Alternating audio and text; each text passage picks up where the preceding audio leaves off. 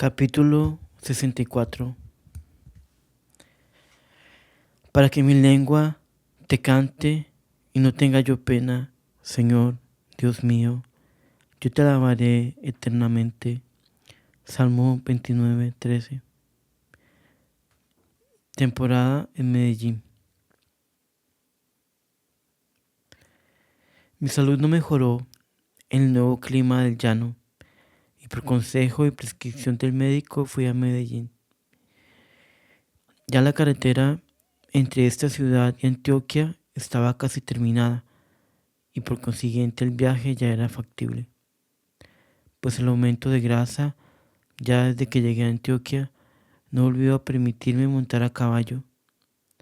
Salí con la hermana María San Benito y otra hermana que debía acompañarme en Medellín. ¡Qué viaje, Dios mío!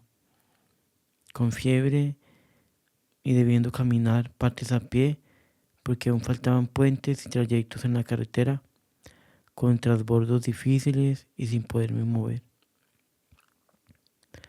Además, no sabía por cuánto tiempo había de dejar las hijas solas, ni siquiera si volvería a estar con ellas, porque la sentencia de los médicos era que definitivamente no debía volver a Antioquia. De modo que el cuerpo completamente inhábil y el alma oprimida hicieron que este viaje fuera penoso por demás. Sin embargo, no dejé de ver que algún designio se guardaba en este estado de cosas, pero que ya en San Pedro, y bajo la dirección del ilustrísimo señor Builes, me había pasado cosa semejante, cuando tuve que salir por 2 ocasiones para Medellín, dejando la congregación en peores condiciones que ahora, con lo cual, como se vio después, se proponía a nuestro Señor preparar la purificación ocasionada por la tempestad del señor Builes. Aquel día tuve poca fiebre y como no había carro para tomar, después de pasar la quebrada de la Muñoz en una de las toldas de los trabajadores, pasó la fuerte fiebre y pudimos continuar el viaje ya muy tarde, de modo que llegamos a la casa de Carmelita a las 10 de la noche. Desde aquella mañana tristísima que salí de Medellín furtivamente para buscar asilo en Antioquia, no había vuelto a ver a Carmelita. Naturalmente nuestro encuentro fue doloroso. Pobre hermana que hubo de apurar todas las agonías que Dios mandó entonces a la congregación. Qué regocijo el de Carmelita y con cuánto gusto me cuidó y atendió. Dios ha debido pagarle en el cielo. Pronto me puse en manos del doctor Arango Ferrer y como el clima me era favorable no me demoré en poder trabajar un poco. Me ocupaba ya desde hacía tiempo en formar el manual de la congregación y allí estaba en mejores condiciones para continuar el trabajo. Novena a la Inmaculada.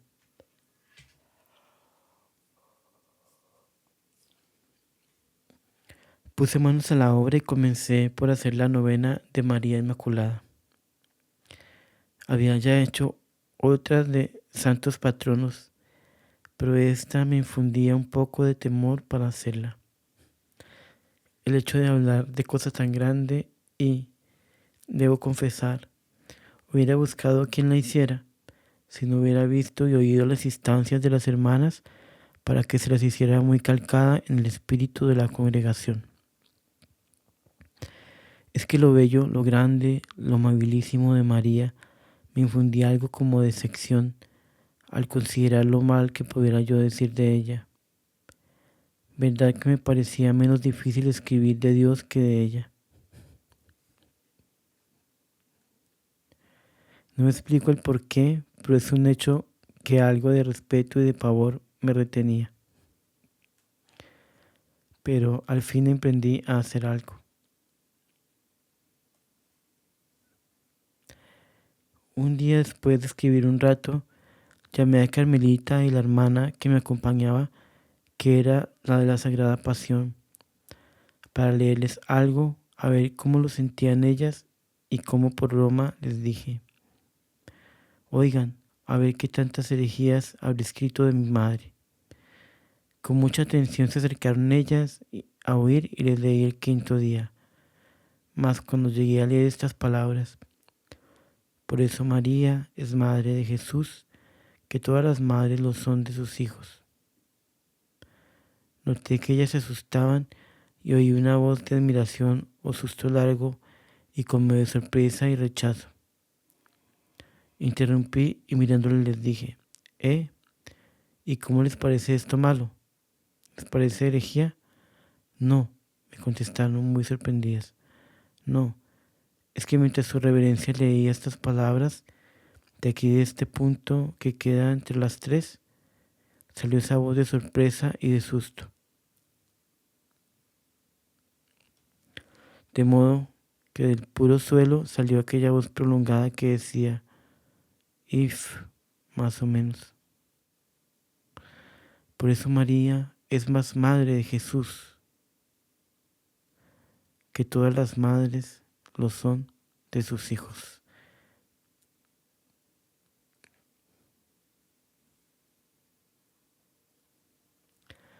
No nos quedó duda que la voz y el espanto que nos hizo sentir fue cosa sobrenatural. Pero al estudiar la frase que la motivó, encontré que era perfectamente teológica. Y no había otro remedio que suponer que era del diablo ese susto.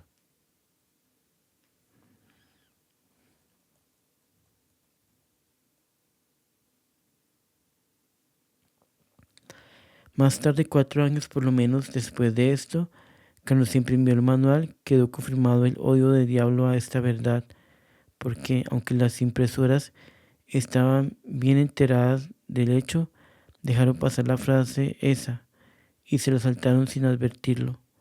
Cuando ya iba muy adelante la impresión de la novena, recordé que en las pruebas no había visto eso.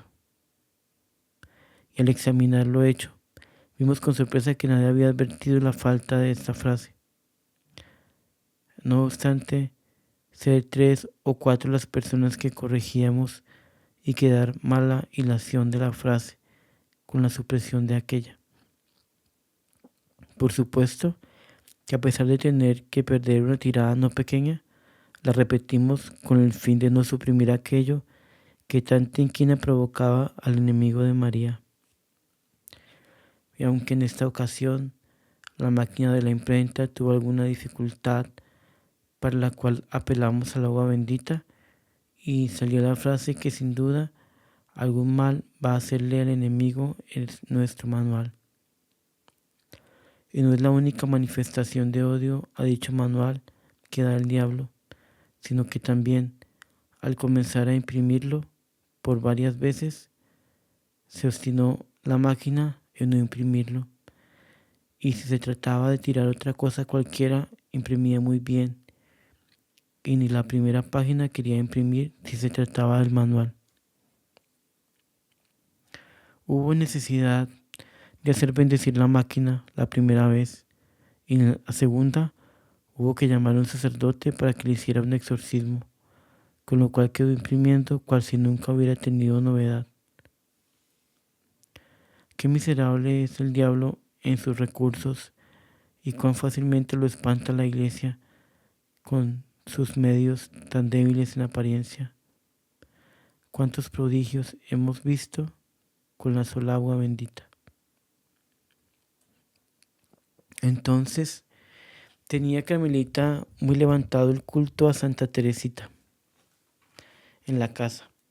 Lo había empezado dando a la pública veneración una reliquia de la Santita de Liceus, que sufrió también sus cambios, pues primero fue una enviada de Francia para la misión del Sararé, y mientras se podía enviar, Carmelita le hizo un bonito altar y la Santita supo corresponder a su amor, concediéndole grandes favores en aquella especie de capillita que ella le dedicó. Pero como el diablo no podía estar muy contento con esto, indujo al reverendo padre Rochareau a pensar que yo quería hurtarme la reliquia y la pidió con verdaderas señales agresivas, pues ya en él comenzaba la turbación que lo obligó después a irse tan despiadadamente contra mí y por ende contra la pobre congregación, a la cual puso a punto de destrucción. Pero el señor Willes, fastidiado con este proceder del reverendo padre, dio otra reliquia mejor, si se quiere, que la del reverendo padre Enrique, y se la entregó a Carmelita para que se continuara en Medellín el culto de Santa Teresita y que en él se tuvieran algunas limosnas para la congregación. Efectivamente, el culto de la Santita creció mucho y ella cada día nos hacía nuevos favores, algunos de los cuales merecían el nombre de verdaderos milagros. Excusado es decir que, al estallar la tempestad de Santa Rosa, el ilustrísimo señor Willes también reclamó su reliquia, pero afortunadamente ya el reverendo padre Tercel había pedido una que me regaló y esa entró a reemplazar la del señor Willes. Todo esto era un consuelo muy grande para mí en Medellín, pues veía la protección de Santa Teresita sobre Carmelita, que era lo mismo que tenerla sobre la congregación, porque la causa de Carmelita y la de ella llegaron a fundirse. Tanto así nos ayudó y fomentó esta querida hermana. Además, era esta una fuente de limosnas que nos daba mucho la mano para sostener los niños indígenas que teníamos tan desprovistos. Mejora mi salud.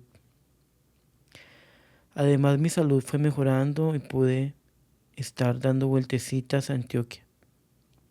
Solo la Sagrada Comunión era un problema difícil porque yo no era capaz de ir a la casa de pobres y no había quien me la llevara a la casa.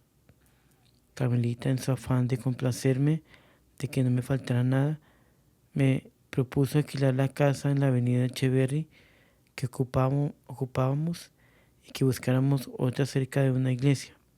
Ay, llegó aquí, reverendo padre, a un punto que quisiera no recordar más en mi vida, por lo que verá después. Efectivamente, a las primeras diligencias tomamos una casa en San Benito, frente a la iglesia de San Benito. No estaba mi salud tan bien que pudiera ir todos los días a la Santa Misa.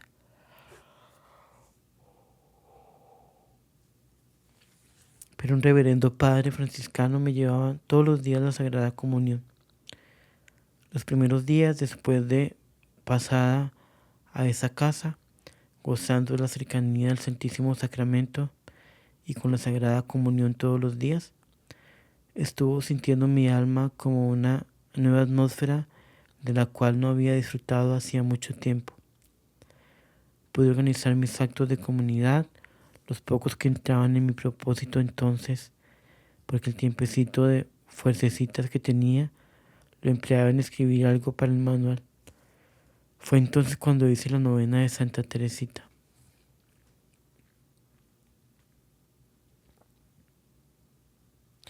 Gracias pues a esta treguita podía hacer mi oración muy bien antes de la Sagrada Comunión.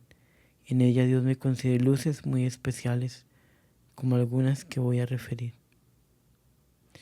Jesús, Maestro de las Almas.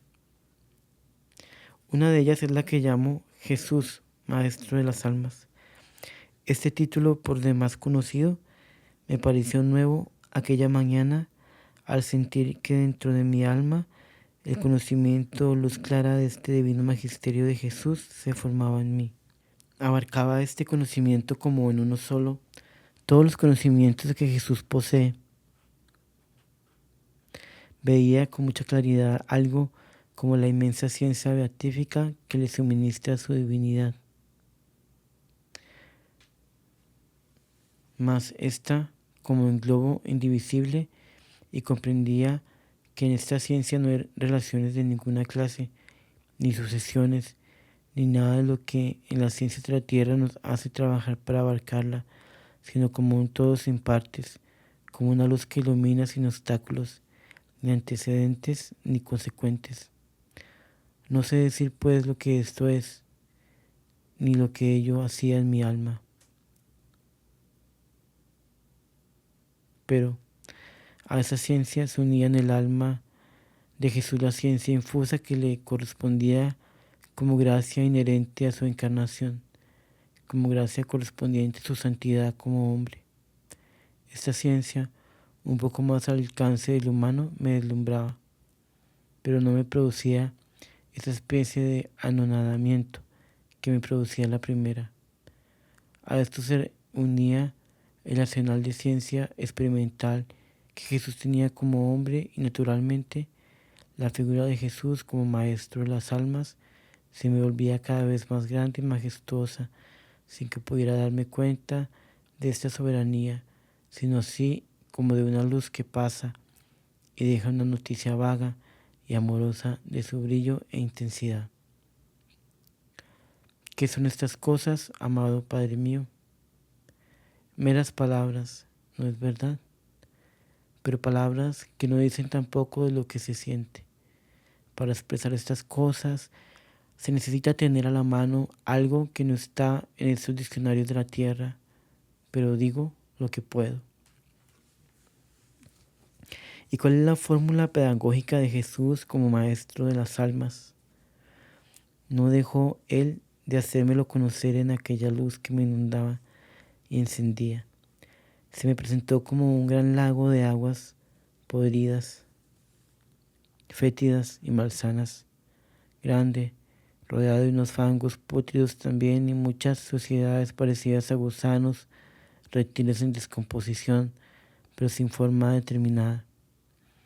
En mi alma aquella era la humanidad podrida con el pecado original y revuelta y llena de 1000 pecados actuales y con la posibilidad de mayores fetideces y pecados. Esto rodeado de esas tierras pútridas que eran como algo que servía para sostener la podredumbre del lago, algo que alimentaba las fetideces de modo que no podían acabarse. Pero veía sobre aquel lago un airecito suave y delicado que iba como encauzando las aguas pútridas hacia arriba y las alzaba y se tornaban perfumadas, burlando al parecer las arremetidas que las fetideces de la tierra pútrida daban a las aguas con el fin de envolverlas en nuevas fetideces. Comprendí que ese airecillo ligero y suave que así burlaba las miasmas de esa tierra era el santo evangelio que con la boca al parecer oculta y como quien dice con cierto disimulo iba sanificando a la pobre humanidad, encaminándola al cielo. Y parece que estas palabras, el Evangelio, es la fórmula pedagógica de Jesús. Se formaban en mí como una seguridad de que la labor del Evangelio en el mundo es eficacísima y que solo los reacios que se hacen a un lado de su influencia y la estancan no se encausan por él hacia el cielo.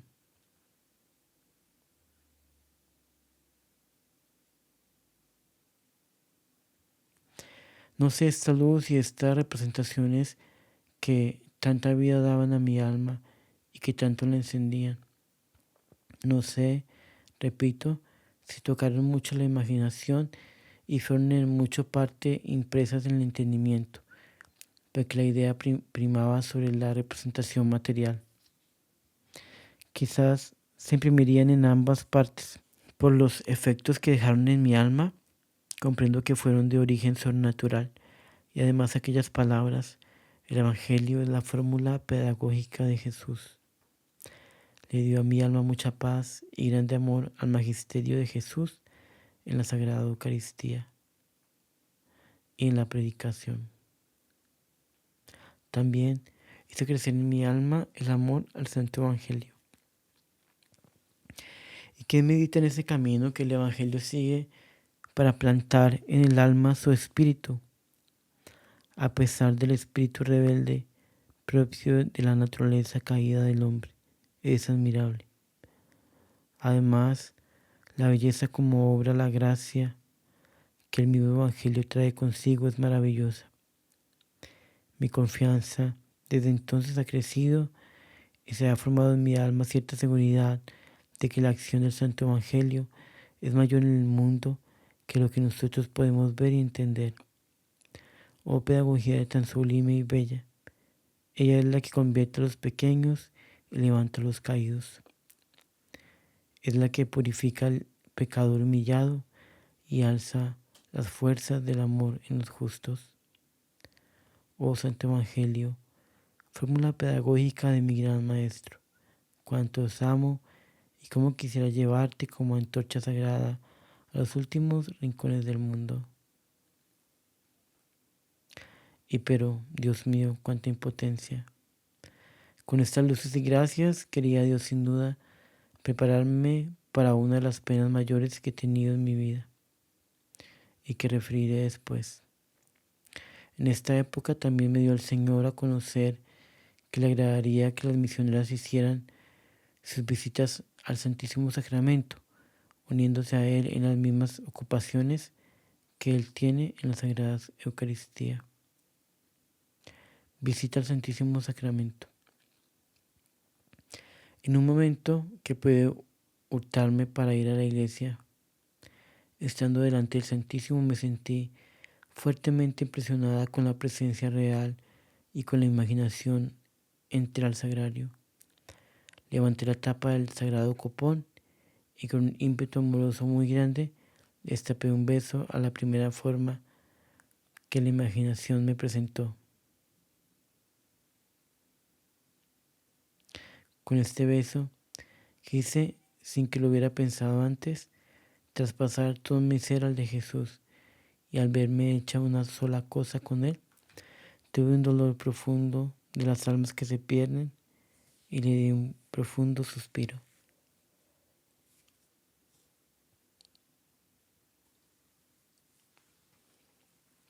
Empapada con este dolor estaba cuando me pareció como que algo me empujaba a pasar un rato haciendo lo que Jesús hace en la Santa Eucaristía y cómo me sentía sacramentada por Él. Hice en su unión actos de amor al Padre. Sentí con el deseo ardiente de su mayor gloria. Me sentí como multiplicada en todos los sagrarios del mundo, y a muchos me parecía ver entrar las gentes y sentía que las amaba y las perdonaba como Jesús las ama y perdona. Sentí la complacencia que siente el Sagrado Corazón en las almas santas que se le acercaban en aquel momento, y vi y sentí la gran compasión de Jesús hacia las almas que le van con peticiones impertinentes, y con él se las devolvía en gracias de interés espiritual o corporal, según las necesitaran.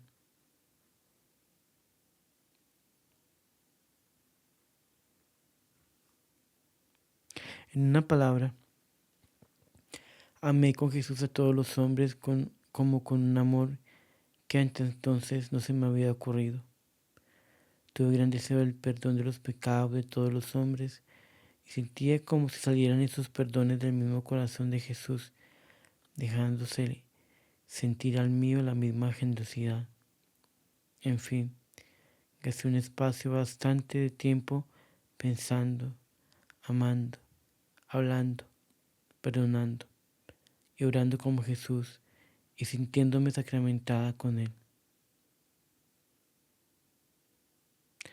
Como esto sea, no lo sé decir, pero sí saqué la idea fija de que debía escribir esto a las hermanas y que ellas con la imaginación y el corazón podían hacer lo mismo delante del Santísimo Sacramento, y que aunque no tuvieran la emoción sobrenatural que quería haber tenido yo en esta ocasión, el esfuerzo natural del amor tenía bastante mérito, y quizás eso sería una enseñanza que modificara sus modos de pensar y sentir tan ruines acerca de Dios y de las almas, que así aprenderían a mirar al prójimo y a tener el amor que Dios quiere que le tengamos.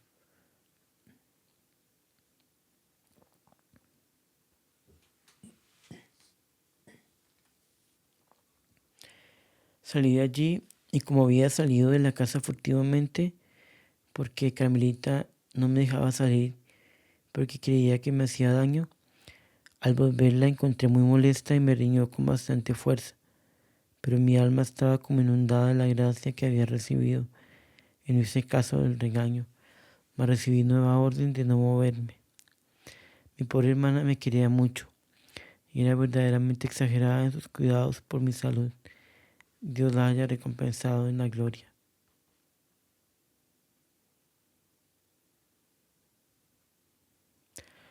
Naturalmente que procedí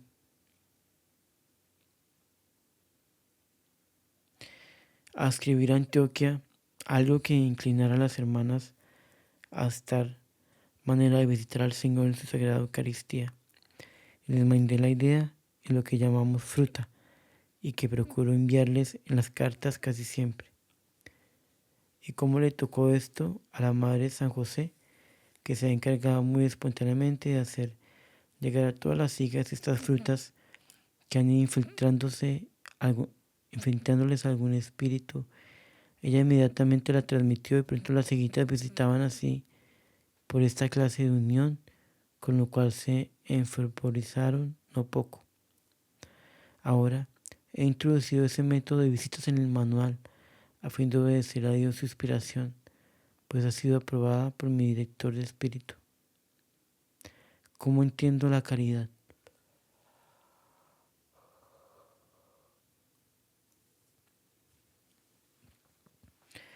No encuentro la manera de expresar de modo claro esto que siento acerca de la caridad. Creo entender que la caridad es un amor tal que no exige sacrificio para cumplirla, en el no murmurar, el tener un juicio benigno con el prójimo, el no resentirse con él, es caridad. Pero cuando esto se hace por no pecar, por cumplir el precepto de Dios, cuesta a la naturaleza. Esto es lo que se cumple ordinariamente en la caridad, y para ello se necesita la gracia de Dios y una pequeña violencia de nuestra parte. Más, cuando el prójimo se ve bajo el punto de vista de cosita de Dios, hechura de sus manos, objeto de su ternura, causa de la pasión de Jesús, directísimo hermano de este Señor de nuestra alma. Cuando uno ve lo que es el pecador para el corazón de Dios y cómo le pone acechanzas a fin de ganárselo, cuando uno piensa que cada alma humana es la imagen de Dios, de las tres personas divinas, haciendo de ella por la gracia, y si es pecadora, ve allí emborronada esta imagen augustísima, de modo que obliga nuestro dolor a exclamar: mirad cómo le ha puesto, oh pecado infame.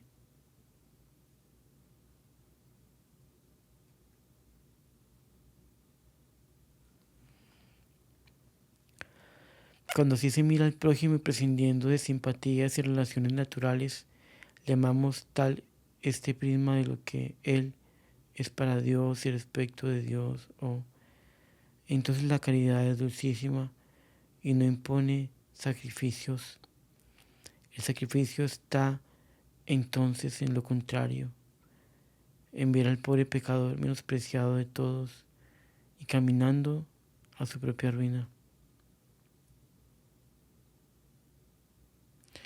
Se comprende fácilmente que en esta última clase de caridad no hay inadvertencia dolorosa como las hay cuando solo nos mueve a ella el temor de pecar o el único deseo de cumplir un precepto.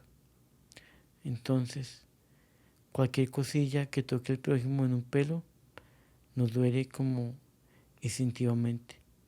La bondad con él se eleva a un orden muy alto y sale de nuestras almas espontáneamente.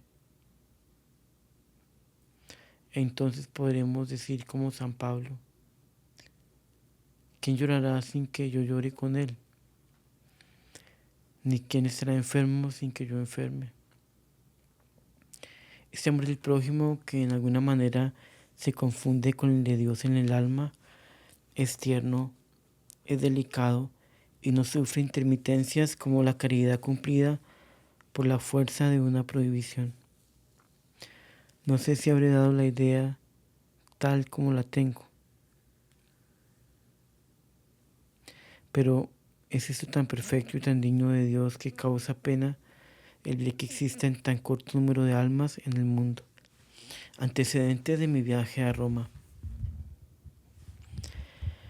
Desde 1923, viendo que ya la congregación se comenzaba a extender mucho, pues con el viaje al Sararé ya salía del departamento y quedaba en 3, resolviendo los señores obispos que favorecen la obra y especialmente el reverendo padre prefecto de Urabá, señor José Joaquín Arteaga, quien como reparación del mucho mal que le había hecho ante el señor Vicentini a la congregación, me dio una magnífica carta comendaticia y trató de ser él quien debía encabezar el asunto ante Roma. Se había mandado a Roma los asuntos y documentos necesarios para conseguir el decreto laudatorio de la congregación. Fue recomendado el reverendo padre Maroto, consultor de la Sagrada Congregación y persona entendidísima en el asunto. El padre escribió 2 cartas expresando cómo le habían gustado las constituciones y cómo las haría estudiar de canonistas a fin de presentar el trabajo a la Sagrada Congregación en las mejores condiciones posibles. Este padre nos animaba mucho a trabajar por el progreso de la congregación para así poder hacer más fuerza a favor del decreto. En otra carta dice que duda de que lo dé, porque somos aún muy pocas las religiosas y que además no tenemos votos perpetuos. Al reunirse en Bogotá en 1924, los señores obispos Crespo, Toro, Afanador y Builes, al dilucidar si se debía sacar o no la congregación de Urabá, les expuse la opinión del reverendo padre Maroto y aún determinaron que en circular avisar a las hermanas para que hicieran votos perpetuos, las que tuvieran ya 6 años de profesión. Así se le comunicó al reverendo padre Maroto, creyendo que poníamos una nueva pajita a nuestro asunto en Roma. Pero inútil fue todo, como se verá más adelante. Pasaron algunos años y quizás en 1929, si no recuerdo mal,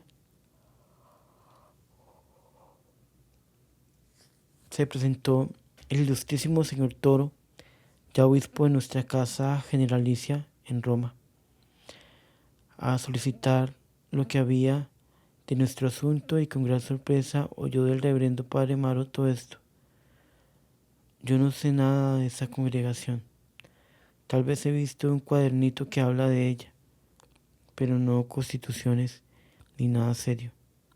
Dios mío, qué engaño se da uno en este mundo. Tu providencia amorosa lleva unos caminos que siempre nos sorprenden y que sabios resultan. También el señor Lardizábal, prefecto apostólico del San Jorge, con quien tiene la congregación 4 casitas misioneras, fue entonces a Roma y solicitó en la Sagrada Congregación por nuestros asuntos, pero ni noticia tenía. El señor Toro siguió entonces en peregrinación a Tierra Santa y a su regreso volvió a hablar con el reverendo padre Maroto, quien le dijo que ya había encontrado en cualquier cajón viejo los documentos de nuestro decreto, pero que estaban tan acabados y sucios que se hacía preciso hacer unos nuevos. Le dio al señor Toro unas constituciones de unas religiosas oblatas del Divino Redentor, para que, según estaban esas, se ordenaran las nuestras. El señor Lardizábal vino muy empeñado en que era la época de ir yo a Roma, porque había notado buena impresión acerca de la congregación y que no habiendo allí ningunos documentos, era tiempo de presentarlos. Me animaba también por el afán que vio en la ciudad santa por todo lo que se refiere a misiones. En vista de esto, a pesar de mis achaques e invalidez, resolvieron mis superiores que fuera a Roma, y al efecto, el consejo de la Casa Generalicia me indicó dos compañeras, la hermana María de Betania, por su facilidad para las lenguas, y la hermana María de Liceos, por ser muy lista para todo. Así, llevando dos compañeras, el viaje costaría mucho, pero se tendría facilidad para ventilar los asuntos en Roma, con solo la dirección que yo pudiera darles desde mi residencia en la ciudad santa. Todo se arregló. El viaje se emprendió bajo el amparo de la Santísima Virgen en mayo de 1930.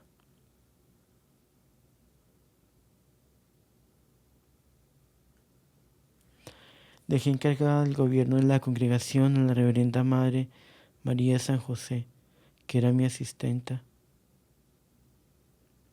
No se pensó en pedirle recomendaticia al excelentísimo señor nuncio por dos razones. La primera, por no prescribirlo así las normas dadas al efecto por la Santa Sede, y la segunda, porque él parecía que estaba mal informado respecto a la congregación por el excelentísimo señor Builes y por los reverendos padres carmelitas que eran favoritos suyos en el Palacio de Bogotá. Elección de superiora general. Quizás no he referido la historia del descontento del excelentísimo señor Pablo Giove, nuncio apostólico en Colombia en aquella época. Comenzó porque durante los acontecimientos de Santa Rosa, con el excelentísimo señor Builes, recibió constantemente informaciones de él y luego de los reverendos padres carmelitas, quienes se hicieron muy amigos del señor Builes entonces, con motivo de sus disgustos con la congregación. Esto hubiera sido contrarrestado por las buenas informaciones de otras tres personas dignas de crédito, como por el señor Toro y los demás obispos que nos tienen en sus diócesis. Pero él no quiso oírlos, ni mostró en absoluto necesidad de informarse por ambas partes. Antes, al contrario, el trabajo canónico que se le mandó acerca de los acontecimientos, dice él mismo, que ha procurado voluntariamente no tener tiempo para leerlo. Así estaban las cosas cuando cumplió los 12 años de superiorato en la congregación y se hizo el capítulo general para la elección de nueva superiora. Presenté la renuncia al caso y se hizo la nueva elección, en la cual, por unanimidad de votos, recayó la elección en mi pobre persona. Las constituciones decían que la superiora general duraría en el cargo 12 años y que podía ser elegida por otro decenio, pero que la reelección debía ser aprobada por la Santa Sede. Por esto no fui confirmada en el puesto hasta que la Santa Sede aprobara. Quedó pues la reverenda madre asistenta, encargada del gobierno. Y el excelentísimo señor obispo escribió al señor nuncio pidiéndole el favor de solicitar a Roma la confirmación en el cargo de superiora general. El excelentísimo señor nuncio nada contestó, y pasados algunos meses el señor Toro repitió la carta con la súplica. Tampoco tuvo respuesta, y llegó el viaje que con motivo de la visita al Límina debía hacer a Roma. Allí se presentó a la Sagrada Congregación de Religiosos y consiguió sin más diligencia que la de pedirla una vez, la confirmación que necesitábamos. Como él seguía para Tierra Santa, me la mandó de Roma con el señor afanador, obispo de Nueva Pamplona, para que tomara el gobierno de la congregación cuanto antes. A poco de haberlo asumido, llegó el ilustrísimo señor Toro y encontró en Jericó una carta de la Nunciatura en la cual decía que la Santa Sede no había aprobado mi elección, porque entre otros inconvenientes, la reverenda Madre Laura tenía el de estar anciana y achacosa. El excelentísimo señor Toro le contestó que ya había tomado posesión del cargo mediante confirmación de Roma que la había traído, y le da excusas o le refiere cómo habían pasado los acontecimientos. Esto es, que él había pedido la confirmación por no haber recibido respuesta a 2 cartas consecutivas y después de haber aguardado mucho tiempo. Entonces el señor nuncio se manifestó muy molesto y creyó y dijo que yo había interceptado su carta al señor Toro. Dicha carta fue dirigida a Jericó y yo estaba en Antioquia, a unas 20 leguas o más de la línea de correo que llevaba la carta. Además, tampoco podría yo habérsela hurtado al señor vicario, que fue quien la recibió, porque no sabía quién era el vicario de Jericó, ni nunca me he recomunicado con él, toda vez que tenía en Antioquia al vicario de nuestra diócesis, y no tenía necesidad de comunicarme con otro. Agregó el señor nuncio que la resolución dada por Roma a él era anterior a la dada por el señor Toro, y que por consiguiente era la única válida, que en consecuencia dejara el gobierno y se procediera a la elección de otro. De todos modos, él comunicaría a Roma y daría cuenta de todo. Esto lo decía en forma de mucho disgusto. El señor Toro me comunicó esto, pero me dijo que para él yo era la legítima y que en Roma nada le había objetado al respecto. Pero a mí me pareció bastante peligroso seguir en el cargo y arrastrar la indignación del señor nuncio, por lo cual supliqué al señor Toro me permitiera renunciar. Él me dejó en perfecta libertad, y entonces, como vuestra reverencia no era amigo de que renunciara, ni el consejo tampoco, pero como había de estar ausente por motivo de la temporada en Medellín, la reverenda Madre San José continuó encargada del gobierno. Así estaban las cosas cuando salí para Roma. Por consiguiente, la petición del decreto laudatorio iba firmado por la reverenda Madre San José, y yo iba como enviada por ella. Cuando ya habíamos gestionado los asuntos en Roma, me preguntó el reverendo padre Arcadio Larraona, encargado de nuestro negocio como consultor de la Sagrada Congregación, el por qué la petición estaba firmada por otra. Entonces le referí las cosas como habían pasado.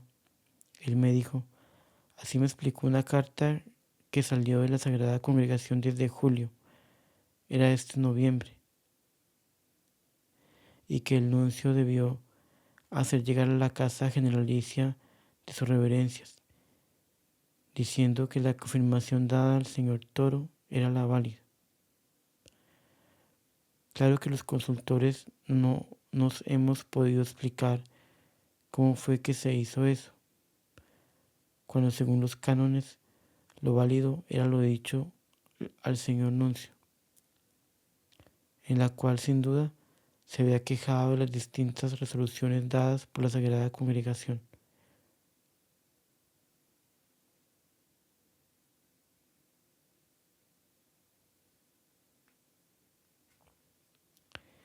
El hecho es que dicha carta no llegó a la casa generalicia y que el señor nuncio se la guardó porque contradecía su opinión. Yo vine a Antioquia y le referí la cosa al señor Toro, que me dijo, yo continúo creyendo que su reverencia es la superiora legítima, pero el caso es que el señor nuncio no presenta la carta de Roma y sí cree que su reverencia fue a aquella ciudad a ver que no fueran a quitarle el mando, y que también sustrajo la carta enviada para mí al vicario de Jericó, y estas cosas lo tienen indignadísimo.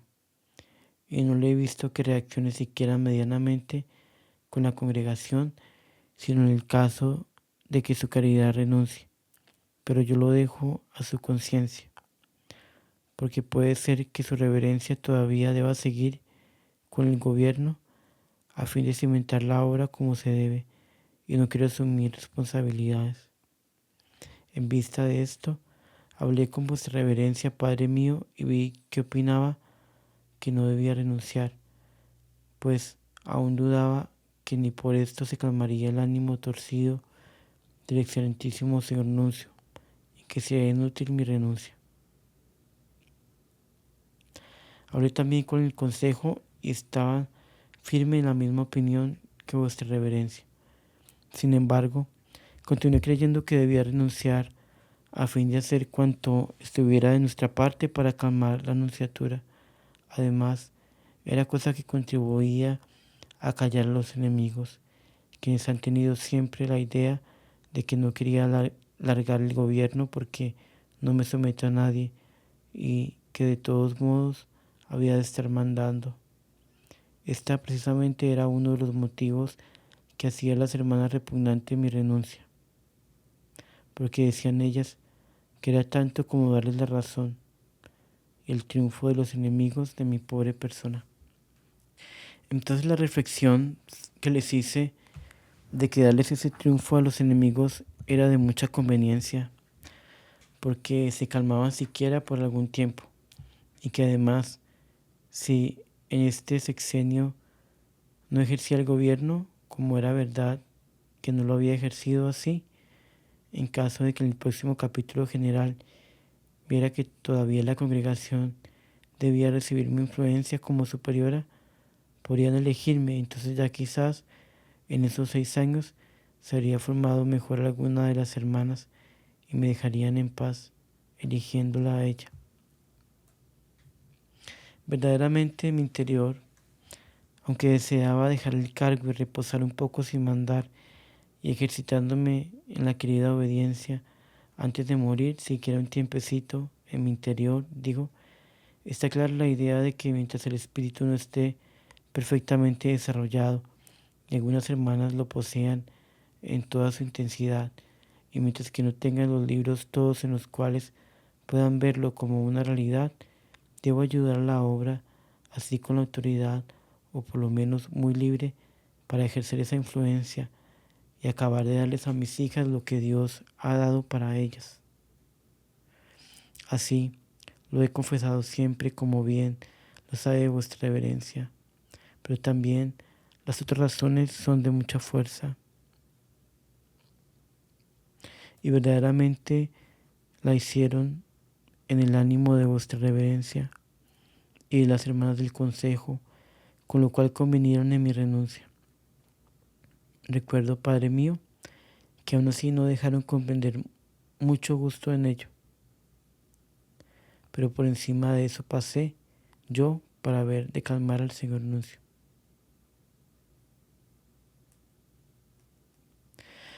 Además se convino en proponer a Roma una hermana que al encargarse del superiorato me dejara la libertad necesaria para cumplir con la voluntad de Dios en cuanto a darle a las hermanas lo que les pertenece y aún está en mi alma y en el aire, esto es, sin escribirlo ni aún enseñarlo, a lo menos en mucha parte. Convinimos por consiguiente en la reverenda Madre María San José, en quien concurrían algunas de las condiciones requeridas. Presenté la renuncia y el señor Toro se la comunicó al excelentísimo señor Nuncio, dejándole a él el asunto de pedir a Roma el nombramiento de la reverenda Madre San José, pues reunir el capítulo general era cosa muy costosa en las circunstancias actuales y casi un imposible hacerlo. En atención a la crisis monetaria del país y de la pobre congregación que acababa de perder cuanto tenía. El excelentísimo señor se mostró muy complacido y no tardó la respuesta de Roma, nombrando a la Madre San José, quien se posesionó por los 3 años que faltaban para el sexenio, de modo que casi los 3 los gobernó como encargada, y los otros 3 como en propiedad, y hasta ahora parece que el señor Nuncio está tranquilo. Apenas puede creerse que haya a quien le guste ejercer la autoridad, aunque sea la menor, siendo una carga de responsabilidades tan terrible y sobre todo siendo una verdad tan grande, la de que el que manda es el que más obedece, porque ha de andar complaciendo y plegándose hasta los caprichos de otro, con el fin de evitar males mayores, y que sin embargo tiene que llevar las cosas en orden y responder a los fines del instituto. Dios mío, qué cosas las de la vida.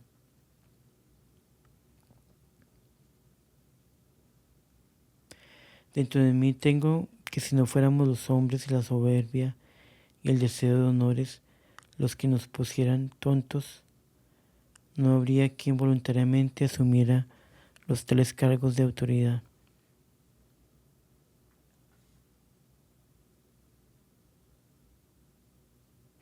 Pero es una verdad que hay muchos que desean tan terribles cargos y por consiguiente nada tiene de raro que se les suponga esa loca ambición a otros.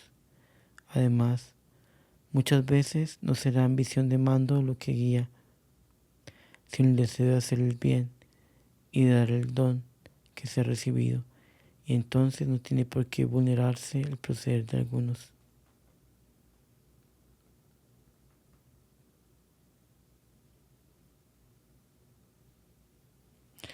Por lo demás, no veo la hora de llenar este programa que Dios le ha dado a mi alma para mis hijas, para dejarme caer en paz, ya sea en una cama, ya en la tumba. Qué gusto dará al alma a Dios cuando ya la vea sin atenciones exteriores y amándolo a Él solo, esperando la hora de llamada, en un rinconcito entre humillaciones y consiguientes a la vejez.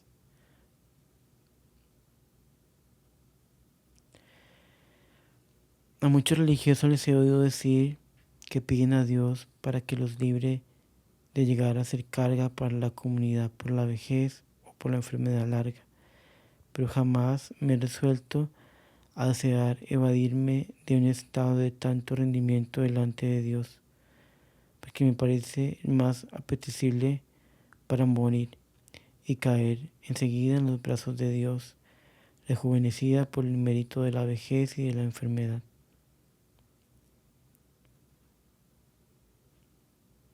Además, el apóstol anciano ejerce o puede ejercer un apostolado valiosísimo con su humillación y sus dolores. Quizás no tendré fuerzas para cumplir la perfección de ese estado, pero confío en que el Señor me la dará si me deja mucho en la tierra.